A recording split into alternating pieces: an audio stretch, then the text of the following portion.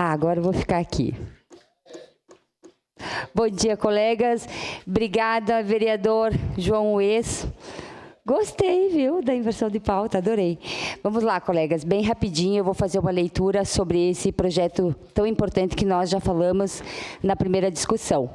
Na semana passada, já expliquei a exposição de motivos desse projeto de lei, que visa vedar que pessoas condenadas pela prática de maus tratos contra animais sejam nomeados cargos de confiança e provimento efetivo no município de Caxias, independente da sua penalização.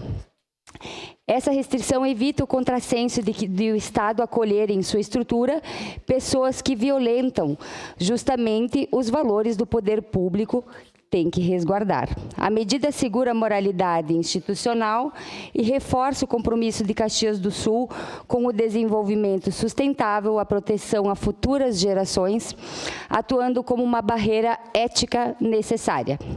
Afastando assim, nobres colegas, indivíduos com histórico de violência, em consonância, claro, com a teoria do elo, que afronta contra a vida animal, afronta contra a vida humana, sabidamente ambos com sentimentos reais ao sofrimento e à dor. O projeto visa e reforça nosso compromisso com a proteção à vida, ao meio ambiente e à conduta ética de seus agentes.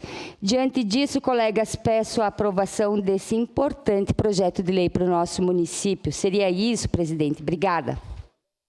Obrigado, vereadora. Encerrada a discussão. Em votação.